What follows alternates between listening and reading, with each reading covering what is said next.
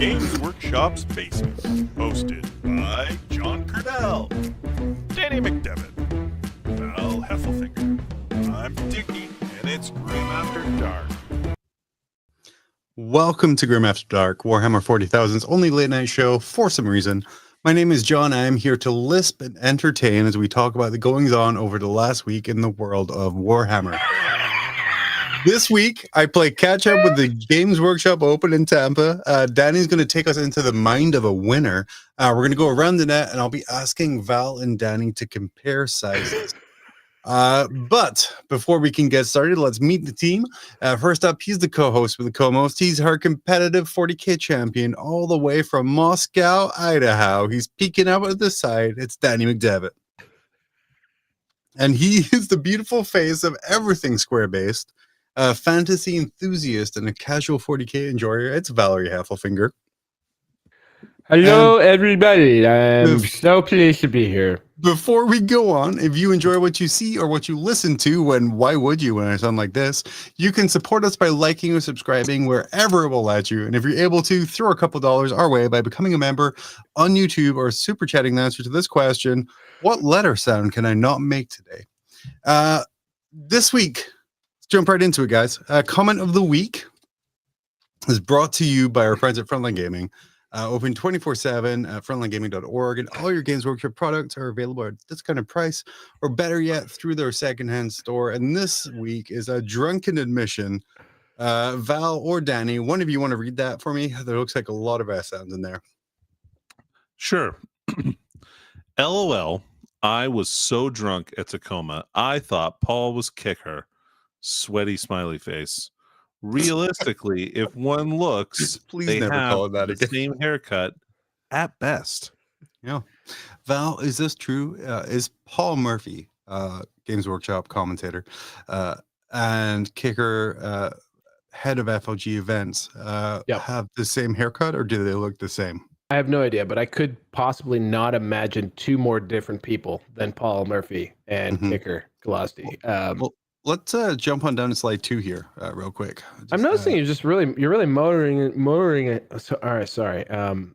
ahead. We'll get into this. I'm very excited. Don't blow about a this stitch. slide Like here. if blood starts coming out of your mouth, Just watch the corner of his mouth there, Val. I will say, one of us might have had a couple of drinks last Saturday and tried to chew through part of his own tongue.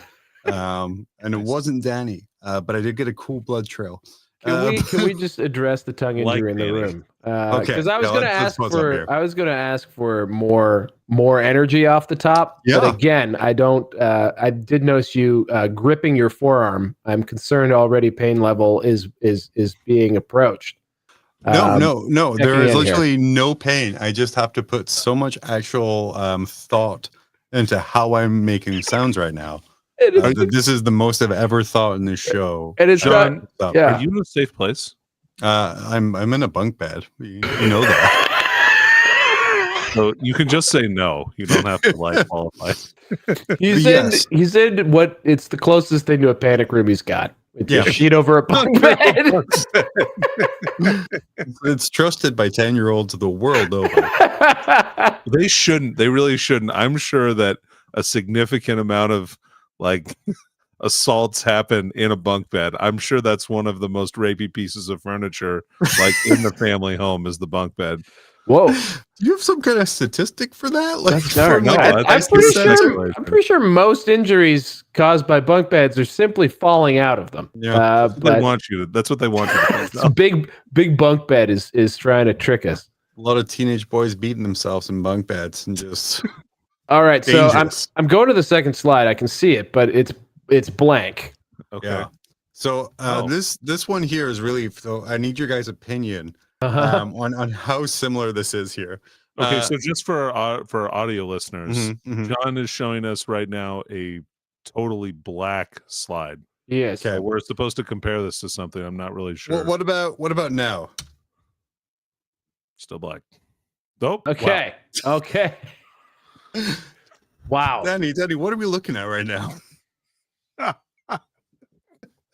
We're looking at We're looking at Side by side.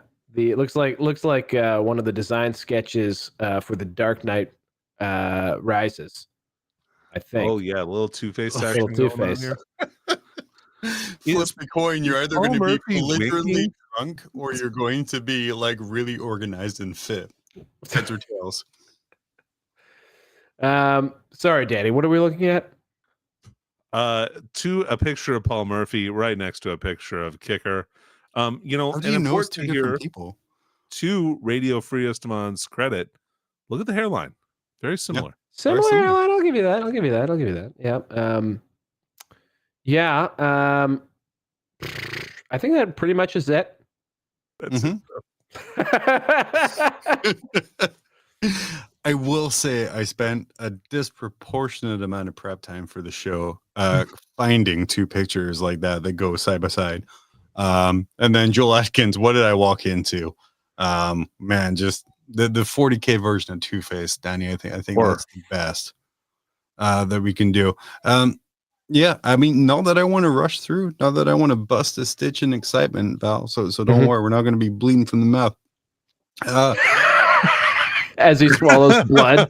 just from Suck it down, John. Suck it down. Last week's show, you guys came in and did a great review of the old world previews to the point where in my little reaction notes I wrote down "Stop being a dick about Warhammer Fantasy."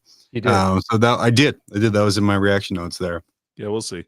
I do have a couple of questions for you guys based off of things that I observed in the last show, or maybe things that weren't kind of picked up. Val, I think you need to work on your and then. But last week, you introduced Danny as coming from Moscow, Idaho. I did. And Danny said, "You know why he does that, right?" And then you just moved on without following up. So I want to ask you now, Danny, why do I introduce you as being from Moscow, Idaho?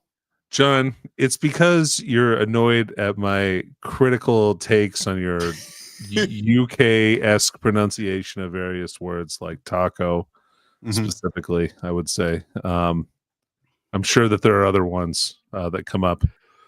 Now that he has a bifurcated tongue, do we? Now that he has an actual snake's tongue. I don't. I can't wait to see where. I can't wait to see where these pronunciations go. Could be some real good big winners coming out now. Could really shoot the moon here, is what Val's saying. I could. I'm going to try my best anyway. Okay, and I will say it's because I called it Moscow because for some reason I remembered you telling me that, even though I was wrong. And then when I saw Idaho, I was like, I'm just going to rhyme the two together. So it didn't even come to my mind that you make fun of me for pronunciation of names. But that's the reason now. It's all because you were mean to me that True. I get the place I you thought live it was pure vindictive spite, John. And like, you're going to have to give me a little bit of leeway here. I feel like that's often the reaction you have to people who make fun of you. So like, it's my baseline. Next up, what I want to bring up, Val, is a comment you made on this next slide here. We are looking at a picture of Adam Camilleri. Beautiful Adam Camilleri, who was co-commentator, and Val, very proud you were of him making it to the Askew Table Angle Leagues, the Warhammer stream, and commentating there. You did have some comments about his green screen, though. Did I? What did I say about his green screen? You said he was terribly green screened. Did I?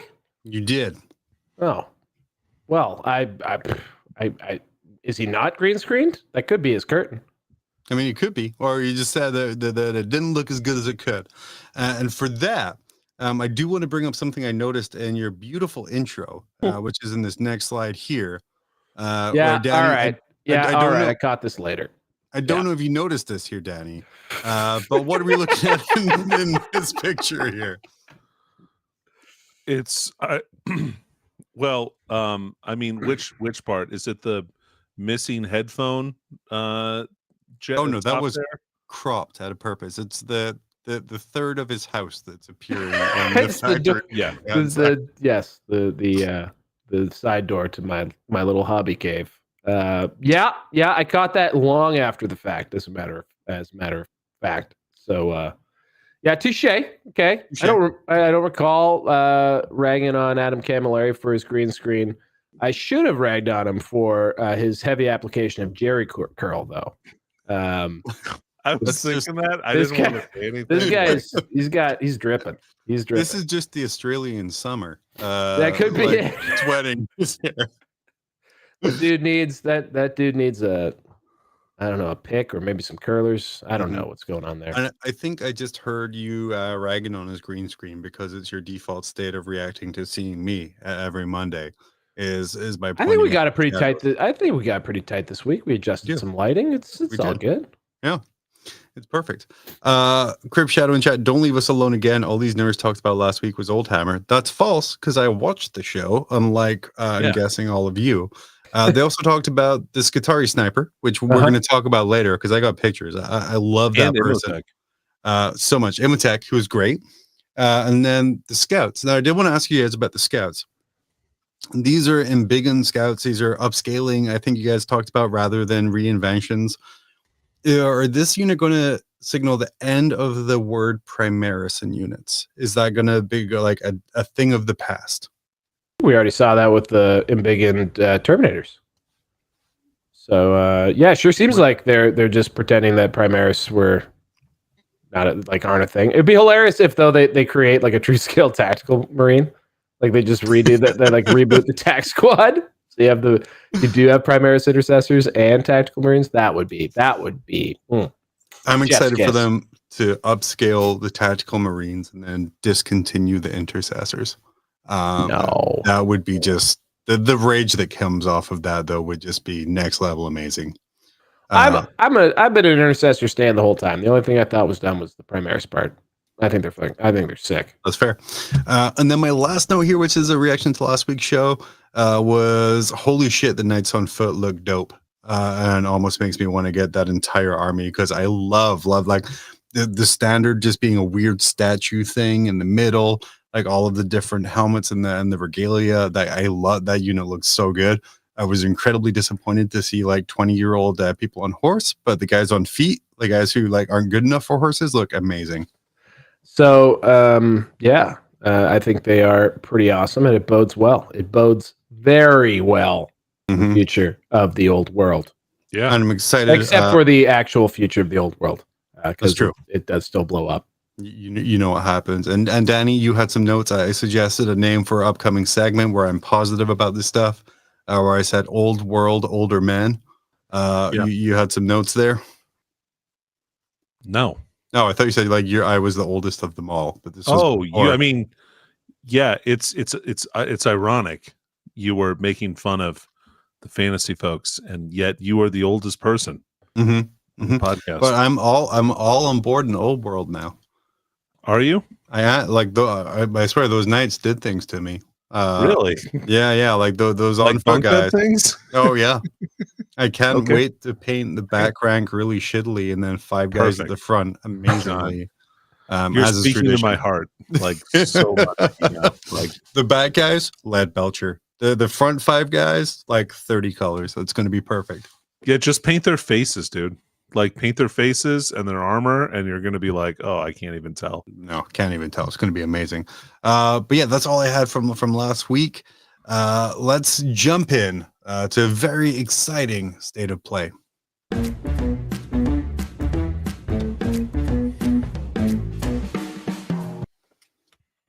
Welcome to State of Play. I'm going to yell into the microphone. Where slick can open on that one. We catch up with what we've been up to in Warhammer in the last week. This week, Danny solidified his lead as top Grimdarker with another RTT, perfect record. Danny, I wrote in the notes here, your meteoric rise up the Necron tables. You're now undefeated in 8 games, competitive games with Necrons. Talk to us about Necrons, your list, and kind of just the game playing part, because you're the one here who does that. I got to play in RTT this weekend. It was a good time. I played against armies that were a couple armies that were really good against mine, and I still managed to win my game, so I was really happy about that. But yeah, I went 3-0. It was weird. It was an 8-person tournament, so naturally you would think there would be one 3-0 person, but I don't know. They just decided to they pair stuff based purely on battle points. And actually, that's how you win the event too. So if you won 3 games, or if you lost 3 games and got 95 points in every game, you'd probably win the event. Oh my god! Which is weird. New strategy. So finally, an event and it goes to my skill set. So, but yeah, I had a good time. I ended up missing out by 6 points or something like that. I thought I had won, but apparently. The other guy who was undefeated forgot to input a paint score in one of the earlier rounds, and so that managed to boost him up. How do you feel being cheated out of first place by forgetting to add the exact number of points needed to win? John, I wouldn't say that I feel cheated. Slighted? No, still not. It was fine. It's just an RTT, who cares? Now, out here in Ontario, we have this place called the Kingston Gaming Nexus, which is in a mid-sized city in Ontario, and they just seem to have never clicked on any links that take them into the wider internet. So they have just a very, very closed meta, and Sure. they still ban Titanic things. I think Forge Roll's a bad word there. To be fair, their night player is a dick. So. Did you go to some sort of obscure hobby shop for your RTT needs on this one? Yeah, so it's my one of the local stores here. But it was good. It was well run and everything like that as far as efficiency goes. There were some issues where some people didn't really understand the rules, and so they kind of there was a little bit of a blow up, and somebody dropped from the event. Really? Yeah. Oh, drama in Moscow. I don't want to make it a big deal or anything. But the toilet dice bumper back out. What's that? The toilet dice bumper. Get the toilet dice bumper. I don't back. have a button for it. Damn it. Anyway, but yeah, there we go. Perfect. That's an accurate representation of that event. And so yeah, but it was fine. It's just, yeah, but you're 100% correct, Val. This is definitely not a place that's super competitive or anything like that. It's pretty a lot of people who are pretty new to the game still, or just haven't seen a lot of good play. So nice little bunny run for old Danny. Yeah, nice. Yeah, you were Ivan Drago, and that store was Carl Weathers. And you just simply asserted your authority. If you guys are watching this on YouTube or live, the picture you're seeing right now in between us all, this is Downey's beautifully painted Necron army that he's been winning with it. Yeah. If you want to see his list, Danny, you are competitive famous now. You were featured on Goonhammer for your list innovations. Did they put my list in there? I don't know. They did say hey, nice job, way to take the Void Dragon. Yeah. So, which was great because you don't see them a lot, and yeah, Necrons are cool, and you should see those cool models more often. Yeah, absolutely. I have one in cellophane downstairs that I'm very excited to ignore for months more. But yeah, my progress while recovering from not being able to speak, which by the way, the best and most frustrating part. My wife, beautiful, very supportive of me. Totally understanding of my injury, apart from the day after when she needed to ask me something, so she called me on the phone, and then when I answered, I was like, she's like, oh, that's right. But it was great. She felt so bad. I got something 3D printed for me this week. And that was what I got up to here. I found it actually on Twitter on Mango Miniatures, X, on Mango Miniatures X account, and it's this Transcendence of 10, because I wasn't going to spend $60 on a 3D printed copy of the GW model, which is all I could really find on eBay. Right. So it was like, if I'm going to get a 3D printed resin thing anyway, might as well get something cool. And this guy is incredibly cool. and I think really fits in with the theme of how the Necrons kind of treat the Star Gods in the 41st millennium. I mean, You don't it like could it have. just with the bondage stuff? I Oh, would I have. love that too. I would have liked this a lot more if it was a naked Lady Satan. I mean, it's that would have getting been boobs molded on it. Don't worry, I'm gonna have green stuff, some that would have titties been on there. more. That would have been more on on point for the show, I think. Yeah, or just he had his guy in there on Blender, like just really making it work. or just like a raging donger, just like straight up there. something, some sort of powerful boner. Yeah, Make that would sure have been that better. it's caged, John, because you can't have that kind of power uncaged. Like it needs to. Yeah. He's gonna watch the other Satan do all the damage while he doesn't do anything. But outside of that, I mean, I did some really nice analysis of early 20th century poetry, but you guys don't want to hear about that. Oh, Val, you have an RTT coming up. Pretty go soon fuck here. yourself, John. It's a GT. We have 34 confirmed players at this time. Wow. Oh my! Check yourself before you wreck yourself. Are you aware the requirement for a GT is now 40 players? Is that real? No, I just made that. Damn it! I was about to say that would be unusual because that would mean someone would have to care enough about the ITC to adjust the rules or update something. You're gonna have like Reese knocking on your door, but like, I heard you were miniature wargaming without. I'm pretty sure like Homer Simpson's Dippin' Bird is what runs the ITC at this point. Just hitting that any key over and over again. Interaction. And if you want discounted miniatures, man, if only we had a great link in our chat that helped the show while you're helping yourself and getting like 50% off of our new GW stuff. I call it like I sees it. All right, my dear friends at Frontline Gaming, who I should message on Skype. They're good. As far as I know, they're still doing all right. So that's, why don't you you can message Kicker Murphy or Paul Kozlowski, whichever one that is there about it. Yeah, see who it's maybe. Be. Anyway, Squarebase GT is going really good. I did get a game in of the Warhammer Fantasy Battles. Forgot all of my relevant rules. So happy I did that because if I tried to play in this tournament in my current state, I would have. It would have been a very unfortunate time for me and everyone involved. So I'm going to try and get game or two even in a week until the main event in about 4 weeks time. So how are you going to manage that? Because that's something to think about. You have 34 players coming for, a GT for your Squarebase. Yes, that's right, John. Fuck you. Of a game that, again, hasn't kind of been supported in a long time, and maybe the player base has lapsed or they haven't got a lot of repetitions or game in. Yeah. How are you going to deal with that kind of rules rust or not really people being 100% on stuff? I have no idea. There are some people who are going for it, who have been also practicing and getting ready. I know.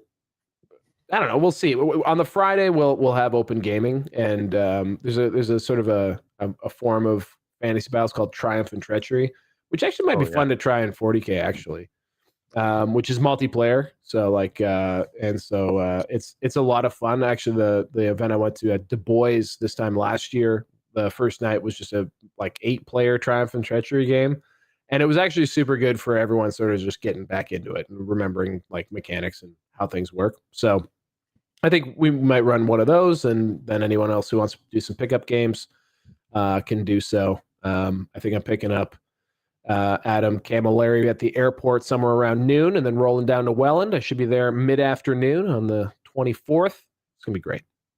Yeah, if you want to follow him from Welland Airport, he's just kind of giving you the time. Welland does not have an airport. They have a canal, though. That's like an airport for boats. It's similar thing. Yeah. No, it's not. Do boats not use it to leave and arrive places? John, they use the water to do that. So that would an be anchorage, like a dock is more of an airport for boats, I guess. A port. Yeah, port would be fine. That would be good. I'm not going to argue with you on this, Danny, because I know you are a licensed ship captain. So you have. I am not. You have the. Again, just like to remind people of these things that no. Downvoting people in chat saying that he's done or they've done Triumph and Treachery in 40K. That's Those are good. that's super sick. Yeah. Send us your rule set, and then we'll pass it off as our own. We appreciate you. Bingo. Get a White Dwarf article. While I was away, Games Workshop rudely held another major tournament that we briefly touched on last week, but we were missing a few key details that I would be remiss not to mention. Sisters of Battle reigned supreme, defeating all comers, including several members of popular Florida-based gaming club, The Art of War. And Games Workshop was so happy about it, the MetaWatch article proclaimed that Sisters of Battle triumph in Tampa. Where I don't think anyone can actually triumph in Tampa. Well, But the real news was that in actuality, I made some edits to this to make it a little bit more accurate. Cat Girls triumphed in Tampa. okay. As we found out exclusively on the Stat Check Discord, guys, the Army, Exclusively? we did because I got tagged in it and I never get tagged in things. Exclusively, they are cat girls. All of the sisters of battle were converted into cat girls. Okay. Danny, as a professional 40K player, what Again, I'm not. what psychological damage did players feel losing to an army of cat girls? Well, luckily for me, I can safely say I've never lost to an army of physical cat girl models, even if my opponent maybe wished that they were cat girl models. I didn't know that. So We you've played lost to cat girls on TTS. Yeah. Oh, for sure. For sure.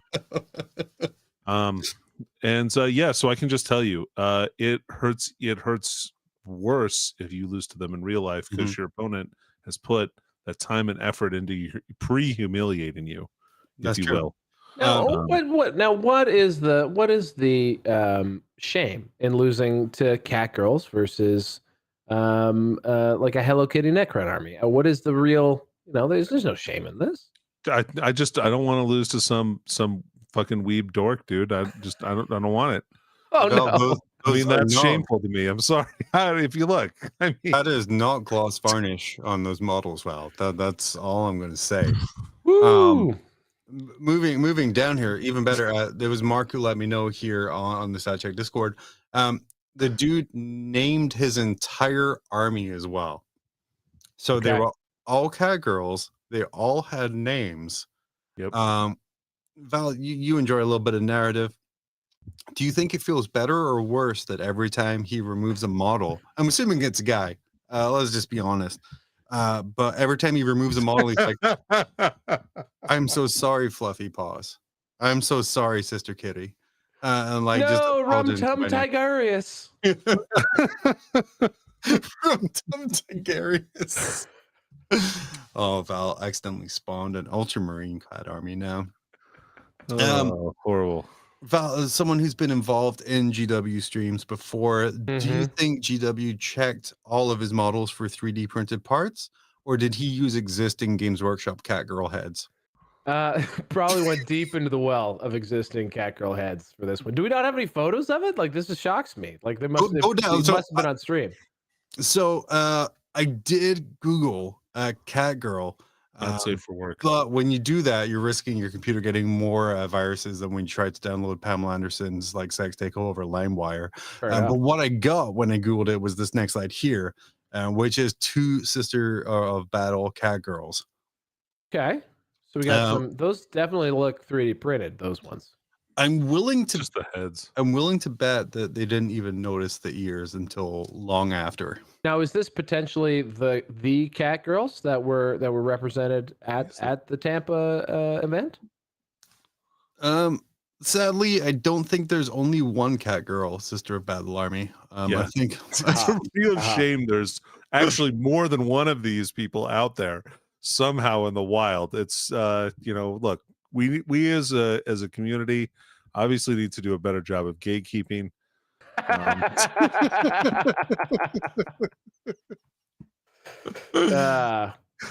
just kidding. Who let the cats in? Yeah, Games Workshop. James Workshop did. Look, Warhammer's for everyone. Warhammer is for everyone, guys. It is. And cat girls as well. Is it though? I just don't want to lose the cat girls. I hate it Like- when things come up that make me believe that some level of gatekeeping is probably okay. I don't like feeling that way. But yes, I do think that maybe some level of gatekeeping is okay. Because again, if you are drawn up against an opponent, Danny, say you're at a GT or even a major like this one, hundreds of players, you roll up to the table, you start unloading your Necrons, and you look over and you see a bunch of cat girl sisters of battle. Do you downgrade that opponent in your head as just not as good a player and just with weird shit? Yes. So Immediately, instantaneously, John. That's the first thing I'm doing right when I'm stepping up to the table. you're like, I'm gonna Dolph Lundgren you. Just How can I best use bullying to achieve a victory in this game? That's my first thought. And then after that, that's my first thought. I don't I'm currently scrubbing my way through the Twitch broadcast, trying to get a close up of. See, this wasn't on War Games Live, so we don't have some real in our face footage of the cat girls. Thankfully, you Doing my don't have the best. grunts from that one either. But if you want to kind of move it down to the next slide here while you're looking that up there, Val, Danny, I had some questions for you. You were saying after your last GT last week that you're really happy with the place that the meta is at. And post Tampa, GW did post a win rate for factions with every single faction apart from 3 being within 5% of a 50% win rate, with the outliers being Drakari, who are 44% win rate, Eldari 57, Orcs 56. What is again your take? What makes the meta this balanced right now? And then what are some things you think we can do or they can do for Eldari Orcs, Drakari, to kind of boost them up a little bit?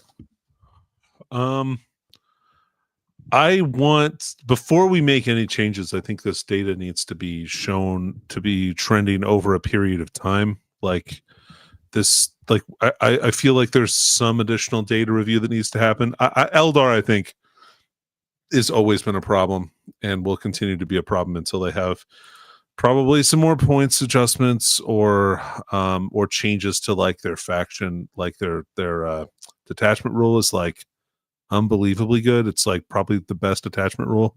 Reroll it to hit and its wound roll is really powerful, especially an army that can fix dice like Eldar can. So I think that there needs to be like a hit or a wound maybe instead of both. I think that would go a long way into making that seem a lot more fair. But all it takes is like a good couple of weekends or something like that, and and a disproportionately low amount of players where only like good players are playing these factions, where you can kind of warp these numbers, especially in factions where there's not a ton of people playing. Now, that being said, of course, Eldar is of course not going to fall under that. Drakari is, I don't know what's going on with Drakari. I think they're a lot better army than that. I think they're much better than like what were they 44%? Yeah, I think they're a better army than 44%. I bet they're at least 50. Do you think it's just a lot of the Drakari players shifted away from the army at the start of 10th to kind of different forces? And so we're kind of just seeing newer players or players who, and again, Drakari have never been like a super easy army to play, even if you were powerful. So are we kind of seeing like a little bit of a skill gap issue? I think the problem with Drakari right now is that their data sheets need some help, and they don't have a lot of data sheets. So it's a pretty limited army. I know you think, oh, Drakari, well, yeah, they have a ton of different units in their army, but they really don't. They have like not very many units. So when those units are not good, like especially the way that transports in Drakari work are kind of fucky. So, and they don't have any real killing power except for Dark Lances. So they need some better, I think they need some better melee threats. I think they need some better, a little bit better shooting from the infantry squads, I think, or close combat from them would help them out a lot. Nice. Val, so looking super concentrated at the bottom, scrubbing through that feed. Yeah, I did get what might be construed as perhaps just maybe they drew a slight dick on the screen, but that's about the best. It's about the best that I've got thus far. I refuse to believe that 2 professionals such as Adam Camilleri and Paul Murphy would draw penises on the screen, even though they were very upset that the teleprompter wasn't working day one at LVO for the same reason. Well, hold on a second here. Let's I've not. seen I've Cameron draw a lot retired. of I dicks, have dude. retired from the business. I can't get it, unfortunately, without screwing everything up. So I will just drop it in our Patreon. But we can move on. Let's just go around the net. Worst case, I'll copy paste it for next week. Let's keep the cat girls going. But yeah, let's go around the net. We're going around the net. We are.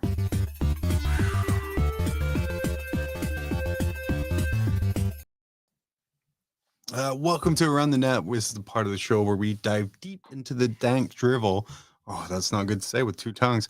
The internet provides. And this week, as always, we've got a lot to cover, including some stuff from last week, including Stiltman here. Before we start, I fucking loved your description, Danny, of him anchoring himself below ground. And it made me painfully laugh. Where with like tongue, I was miserable because I actually laughed very hard at the idea of him just like rooting himself like a tree into the ground and just hoping that no one notices him so he doesn't get shot in the face. Yeah. Or if he does get shot, he's just hanging over like halfway up in the air. It was great. But this post drew my eye as he says that, and Danny, I do need your legal help in this. Nikolai said, it is actually interesting when GW makes a model which looks very similar to a conversion you made around 3 years ago. And right at the bottom there, we have pictures of what looks like a man wearing like heel razors on his boots. He's about 3 extra inches off the ground. Yep. Not very far at all. Maybe a little bit. He didn't go full still. He didn't Inspector Gadget the whole way. But Danny, what is his legal recourse for this? John, none. And keep in mind, nothing I say actually constitute any kind of legal advice or Naturally. Yeah, of course. Love it.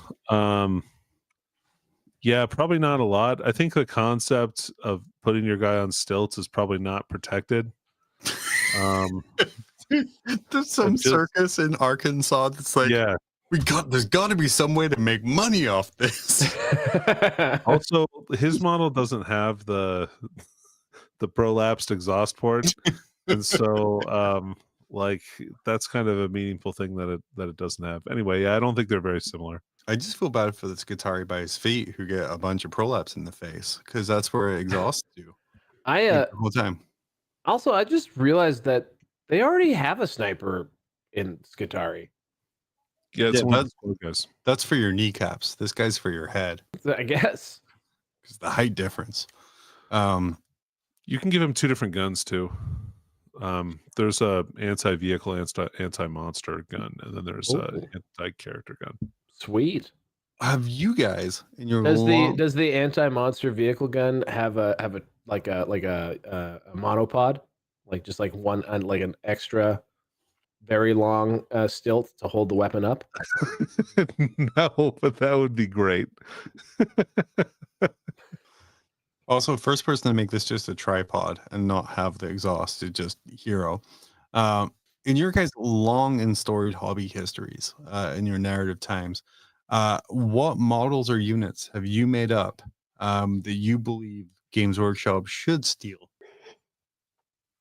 Well, I have no I have no creative juices like that. I'm a color by numbers, put it together by numbers type of guy, John. Oh, I don't go outside the box. Mm-hmm. Danny, you live almost exclusively outside the box. Shockingly so. Yep. You haven't seen the inside of a box in many years. In years, John, in years. I just like to, intercessors, my idea. Inceptors, my idea. Basically, any I word Space Marine unit. Incestors. Yeah, one of my favorites actually. It doesn't. But only if I'm in private mode. There's Step Battle Brothers.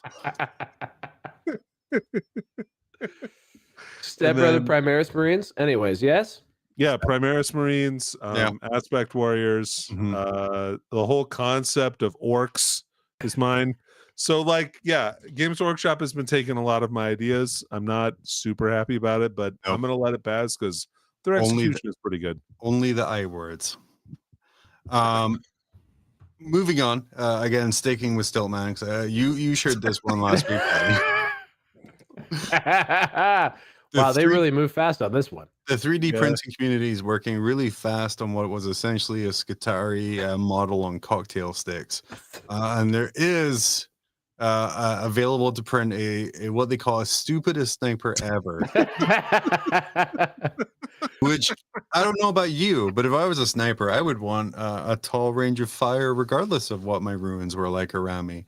So I will ask you guys, is he the stupidest sniper ever? Yes. I don't know if he's stupider than like the 12-year-old kids that I used to kill on Call of Duty, but like this is pretty stupid. Would you 3D print one or buy one, or would you just glue 2 cocktail sticks to the legs of a Skitarii and call it good? I do look forward to some homemade proxies of this. Terrible conversions. There's going to be tons. It just begs to be half-assedly converted. Cocktail sticks are great. I like that idea a lot. Maybe just sort of a straightened out paperclip. Oh, yeah. Sturdy, that one. Yeah. I can't wait to see those. That's great.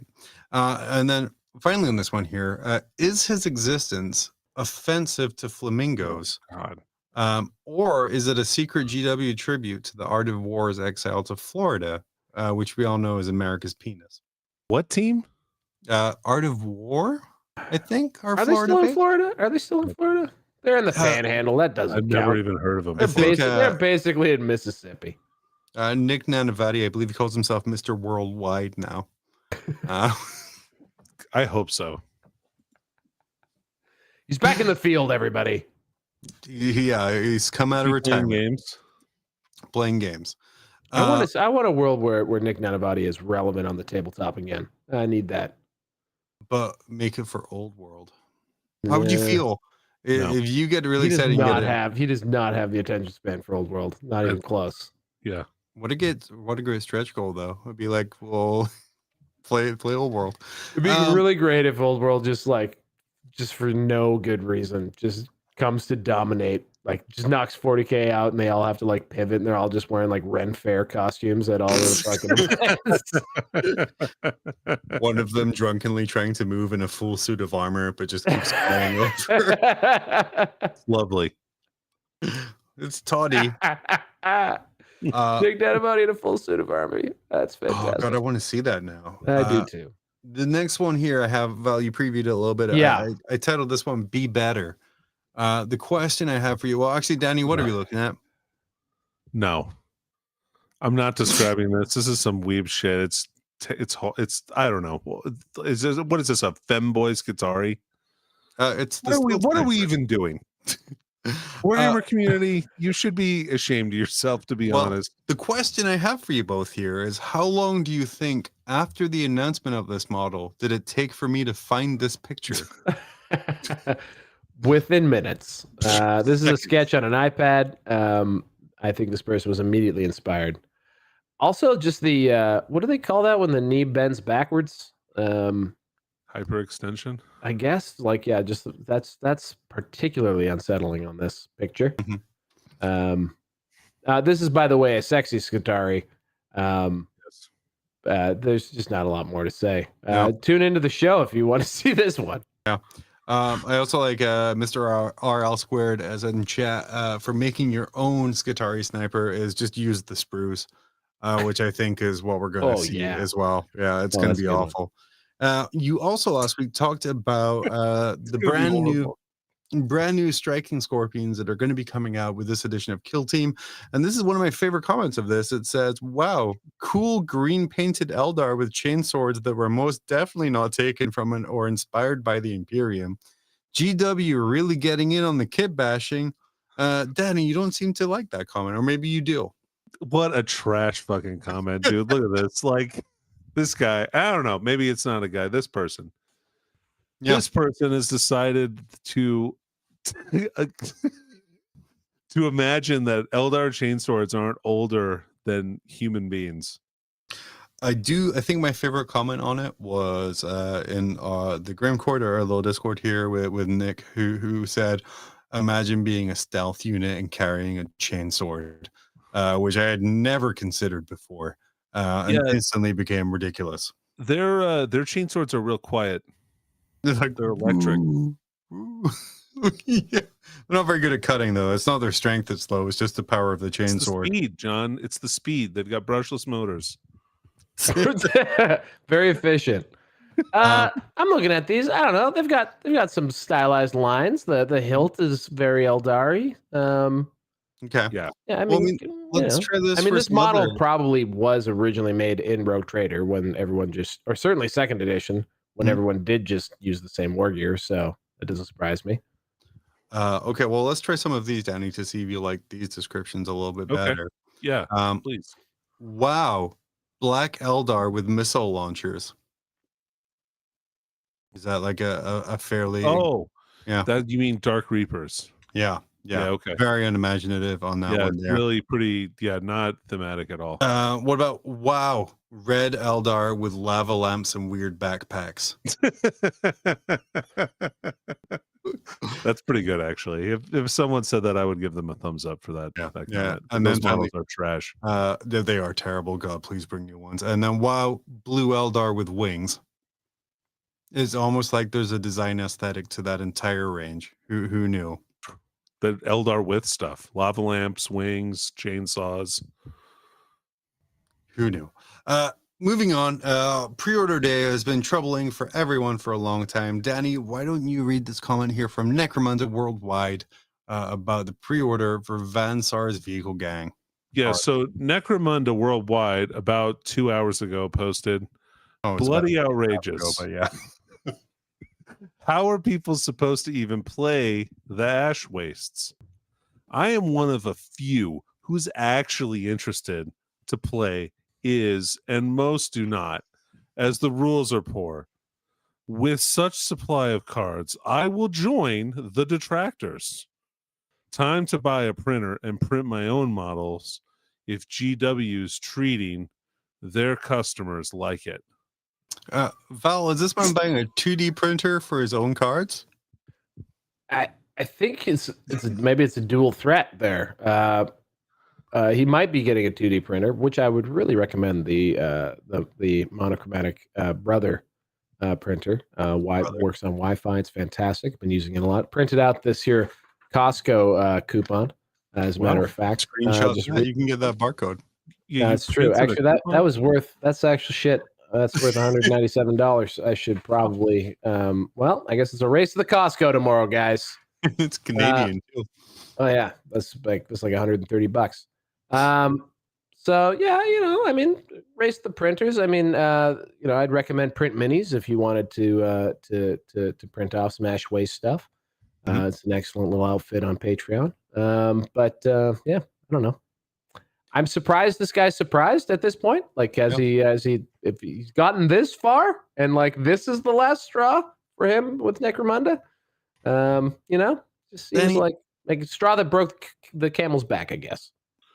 Is Van Sar's back? Is the best way to grow the community of a game you enjoy. So like you've done that with Malifaux locally, did that with Fantasy. You've done a lot of games trying to grow that community. Is the best way to do it by telling people the rules are really bad? Yeah, usually that's how I like to start this, John, is to really explain to them why this game is stupid, but why it's really important for them to play it, because I play it. And that's why it is. And this also makes it seem like there's only one set of cards produced, because if no one plays it, I don't think people are going around being like, I'm going to spend $40 on a set of cards that I'm never going to use, even though that's how I play 40K. I mean, yeah, it is actually exactly how it goes. I would say 99% of all Necromunda purchases are still in their shrink wrap as we speak. That's not true. They are half built on my desk as well. Fantastic. Moving on once more, let's go jump forward 2 slides here. Ignore that guy. Don't like that anymore. This one perfect. Danny, why don't you go ahead and read this one as well here? What's some dark chaos lore that is stuck with people? With it being the spooky season and all, obviously the Dreamunculi is one of the worst things. But other than them, like one thing that really stuck in my head was one of the HH books. That's Horus Heresy for those folks who can't put together that acronym. Where the Iron Hands were assaulting an Emps children's ship and landed in a Slaneshi art gallery and realized the carpet was really living humans sewn into a rug, still alive. That's What? great, Danny, but could you read the slide? No, I'm kidding. What really screamed to me about this one here was let's talk about the impracticality of using human bodies as rugs when you are a multi-ton Astarte. Yeah. Surely you don't wear your armor everywhere, especially if you're an Emperor's children. You're still like Probably 800 only weigh pounds. like 600 pounds.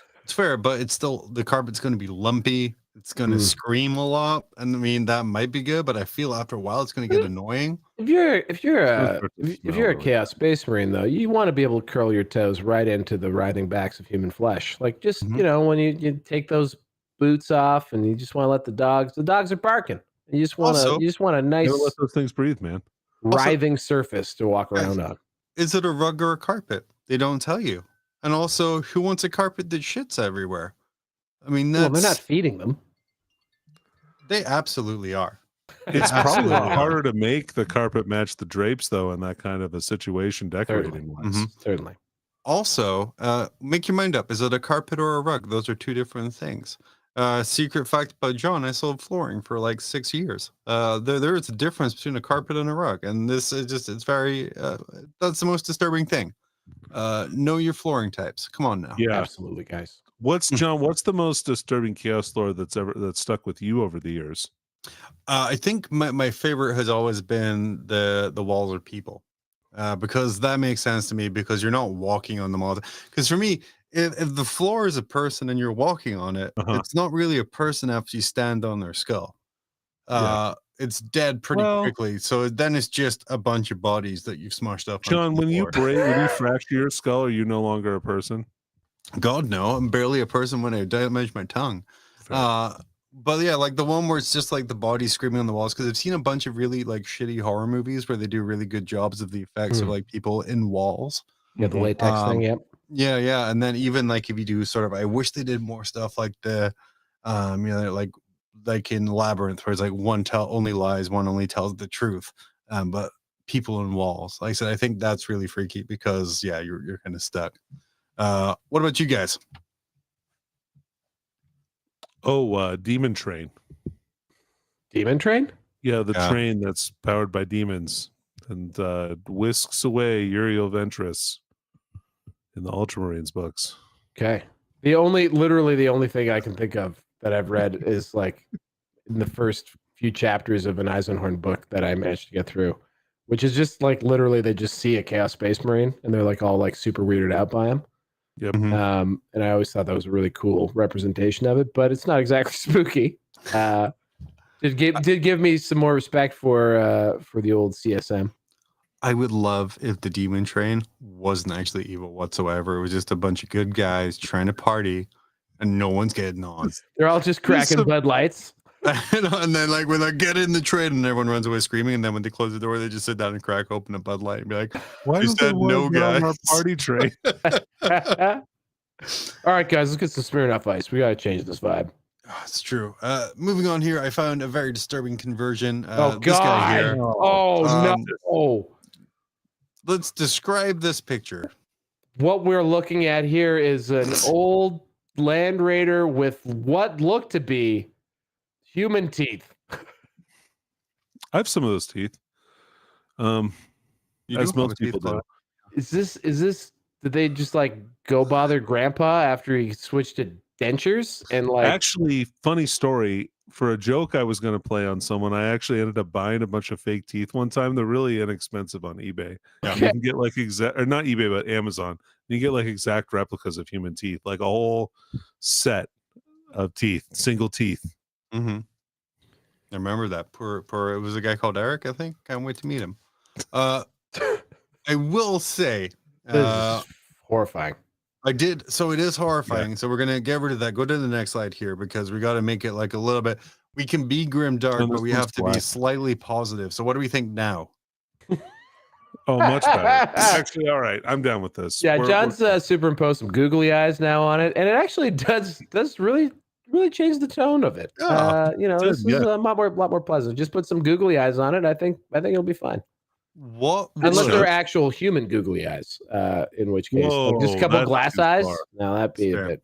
That'd be Yeah. a bit. Let's not What get would crazy. this reminds me of the popular Pixar film franchise Cars. Oh, yeah. What would Yes, the Cars. plot of a 40K version of Grimdark Cars be? Possessed cars, like infused with chaos that would eat people. They drive around the streets, chomp down on them. Beautiful. It would just end really quickly because Tow Mater would just immediately be consumed by chaos and rendered part from part. Toes for the toe god. It has a whole different meaning. Hey, I came up here to get you the end. But that would effectively like double Larry the Cable Guy's like filmography if he was able to get that movie. I Hey will man, there's have like you 4 know- Cars movies. That Delta Farce was a Oh, no. cinematic Gonna genius. rattle them off here. Okay. There was Larry the Cable Guy, Health Inspector, which Mhm. also tour de I'm force of sorry, comedy. what? The Health Inspector one. I feel like he had to have at least had a cameo in Paul Blart Mall Cop. he doesn't lower himself to Paul Blart films. Well, Weird. he's blue collar comedy, not Kevin James comedy. Come on, man. That universe must have universes. those universes had to have crossed over at some point. At some Oh. point. They're selling too many pickup trucks The in America. Sandlerverse? I don't think so, man. The Sandlerverse is self-contained. The Sandlerverse is sacred. But moving on from that very true and undisputable fact, Danny, you're a competitive correspondent. I found this this proxy army of war dogs. Tell the audio listener what we're looking at, and is this a great approximation of a war dog army? Number one, no. Number two, it's not a great approximation, is what I'm saying no to. Number two, what this is it looks like it appears to be a bunch of cans of Alpo. Yeah. With I think it's dog dog- food.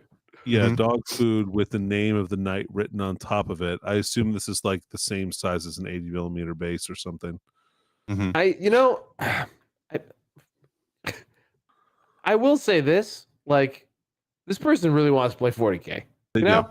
You know, this person really wants to play 40K. And if they have someone willing to play against an army of Alpo, God bless him. You know? What was more disturbing is he stole it from someone in his local gaming store. So there's Also- now 2 12 packs of Alpo going around local Also, RTT. conveniently, if he's playing the Chaos guy who made the Land Raider conversion, whomever the guy got the teeth from could probably Chomp, use chomp. the Alpo. Wow, yeah. And That's that true. is fit for human consumption, Val. So Apparently. it has to be legally. Beautiful. We're going to jump forward here. We're going to call it for Around the Net. We're going to insert generic Grim Game bumper that I haven't made yet, nor will make for several months. But now, Val, Danny, it's time to compare sizes. There's no slide. What? There's no slide? No, yeah, Oh. we're just going to compare sizes. So, Okay. welcome, Danny, Val. Welcome to Size of That Thing, brought to you by our friends at BCP. Best Coast Pairings, It's a great bumper. where our contestants will be given the name of an actual 40K event from the last couple of weeks. And you will have to tell me if it had a higher attendance or a lower attendance than the previous event. So, both of you guys are going to start with last weekend's SoCal Open, Okay. which was a major with 190 players. So if I were to Got it. ask you, like Danny, did Tier 1's monthly RTT have more or less players, you would say? It would have less players. Less you players. would- You'd be right. Okay. Uh, Okay, cool. So whoever makes the longest chain Okay. is going to win. If you both get all 8 right, then I don't fucking know. I didn't really think about this all that much. Okay. But all of these lists and events are available on Best Coast Pairings on the app and also bestcoastpairings.com, where if you are a member, you do get access to every single list from all of the top players from all over. I'm pretty sure they sponsor us, or they forgot that they did. Thanks for the membership. So, Danny, would you like list A or list B? List B. List B. So again, we're all starting with the SoCal Open, the last super major from Frontline Gaming, 190 players, right on the beach side. Last weekend had You can literally play in the water. You can play in the water when you're playing on John's tables, which is the lower tables. They fit you like right in the water. It's away in a from horse everyone. barn, guys. It's in a horse barn. It is. It is. It is in a horse barn. With puddles. He's telling the lies. If I was to tell you the name of the Trident Wargaming Circuit, which is an event on BCP, would that have more players or less players than SoCal? Less players. That is right. It had 30 players, the Trident Wargaming Circuit. Okay. Okay. So moving on, Danny, Bash at the Beach RTT. Did that have more players than the Trident Wargaming Circuit or less players? Less players.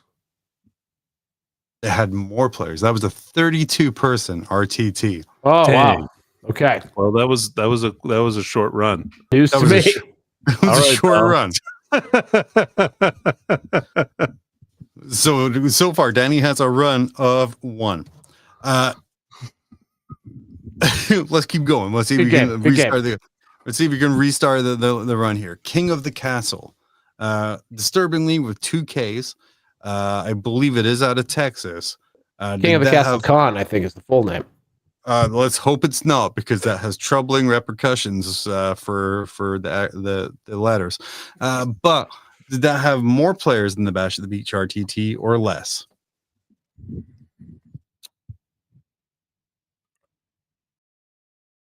Are you asking me? I'm sorry. Are you asking me? Yeah, no, you're restarting your chain. I have like I'm 6 sorry. points. It was more or less than what event? Bash at the Beach RTT. 32 players the there. RTT one with 32 people. Mm-hmm. King of the Castle, more or less? More. It had less. It had 28. Oh, jeez. He's on a skid. He's skidding through this one. Getting through. So King of the Castle, 28 players. The next event was Born 2 Game October RTT. Did that have more or less players than King of the Castle? Less players. It did. It had 6 players. Okay. It's a quality event. Let's get the people out. Let's get the people out at that one. Get them in there.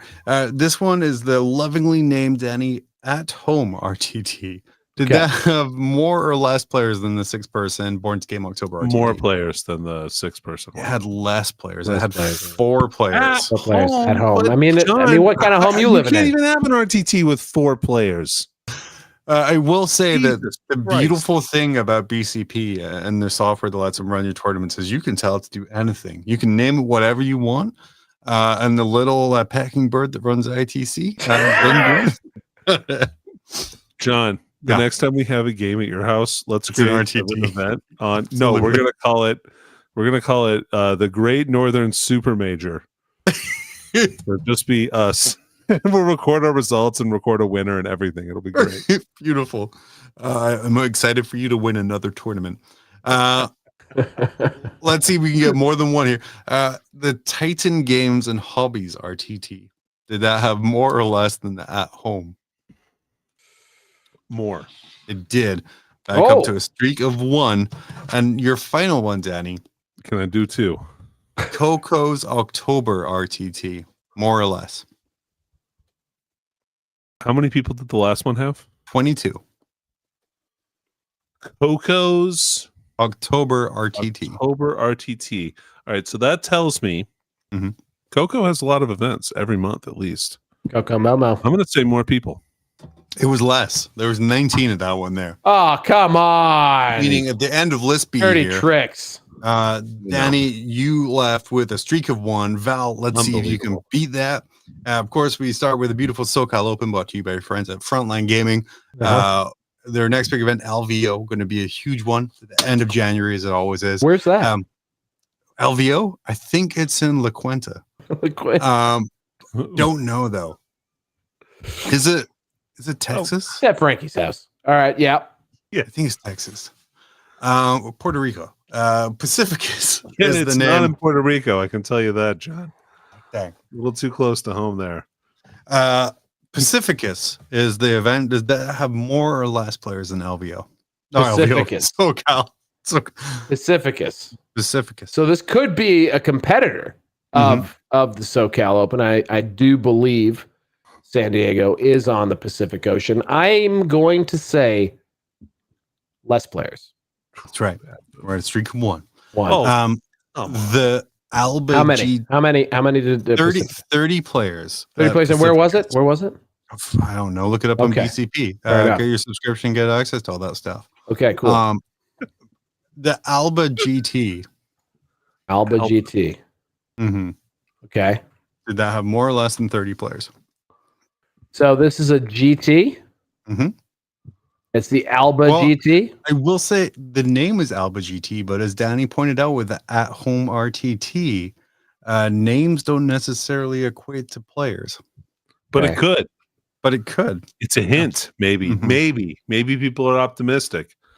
The Great Northern Supermajor is a classic example of something like this. Storied one. I heard there's a golden ticket soon if I email GW. Actually. John's speech impediment makes it impossible to look this up on BCP as he's doing it. I don't have no idea whether you're saying Elba or Alba. I'm going to say that it had more than 30 players. Elbow? It did. ALBA, Alba. And my speech impediment serves a serious injury. Self-inflicted. It had 48 players at the Alba GT. The next one here, close to you, Val. It's either a tournament or an instruction. The Toronto Fall Open. And how many players did the other one have? 48. 40. It had 48. Ooh, shit. I visited the Toronto Fall Open, as a matter of fact. It was run by my good friends, Jeff and Caleb ran it. So you know there was at least two people there. It would be close. I can't remember if they got to 50 or not. How much did Alba have again? 48. Had 48.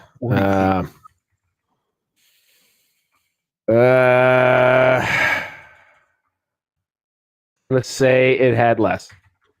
Oh, I can't believe you don't support your friends more. It had more. As 54 players. They did get to 54. Did get to 54. I knew it would be close. Okay. They had next one up here. So after Toronto Fall Open, which had 54 players, is something Danny's very interested in is Epic Ard Boys. Okay. Did Epic Ard Boys have less or more than the Toronto Fall Open's 54? Epic Ard Boys. Less. It did have less. All right. Back up front, it was 12 players. Okay, we're back on. 12 players are Epic Ard Boys. 54 Fell Open. This one here, which with my speech impediment, as you so beautifully pointed out, is going to be awful. I don't know why I didn't think of this sooner.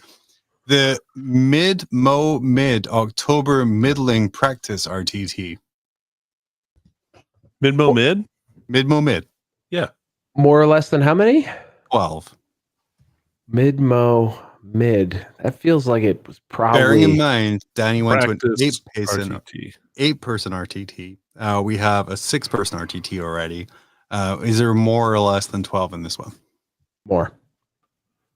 There is more. We're back up. Yes. To 2 on your streak here. And then penultimately, the Warhammer 40K October RTT. Oh, wow. The most generic one I could find. Let me think here. And that's 20? 20 was the mid-October middling practice RTT. A lot of practicing going on over 3 rounds. More. There was more. There was 29. Yes! You're up to 3. Yes! Can you get 4 out of it? I don't know. Lords of War Halloween RTT. Lords of War.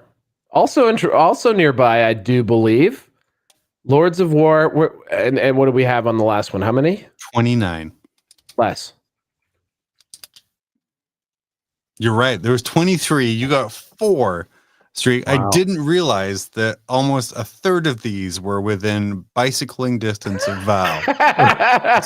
I feel bad about cool. I feel bad about the Toronto Open.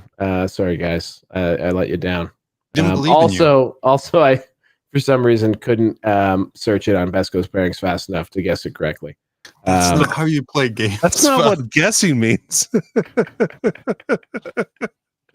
It's not who can Google fastest. Or is it? Well, that about does it for this week here. I should have had some tense music in the background, but hey, Grim Games are just throwing a bunch of shit in the wall and seeing what sticks. And that one was kind of half fun. But thank you, everyone, for joining us here at Grim After Dark. You can find all of our socials and way to support us at grimafterdark.com. We will be back next Monday live at 10 p.m. Eastern-ish. And if you enjoyed yourself, please check out our back catalog on YouTube. But please, God, please stop commenting on the Terminator short. No, keep it up, guys. Anymore. It's incredible. It is incredible. Literally, yeah, I'd like to see some updates on those. Let's get some more comments in there, folks. Next episode, yeah. Well, we'll go through the updates. They're all the same, calling us stupid for not knowing about anatomy without actually looking at the short. It's literally the worst thing Dickie's ever done to me is making that short. Yes. But remember, when your life feels like a never-ending siege and things can't get any worse, join us here and remember that it's always grim after dark. It's time to step into the grim darkness with nerds gather talking Warhammer madness. Grim After Dark, the podcast with the hosts John, Danny, and Val, but they're not the most. Claiming to be experts, but it's all a facade. Talking about battles and dice rolls, they're all odd. Trying to sound cool with their Warhammer talk, but I'm here to expose.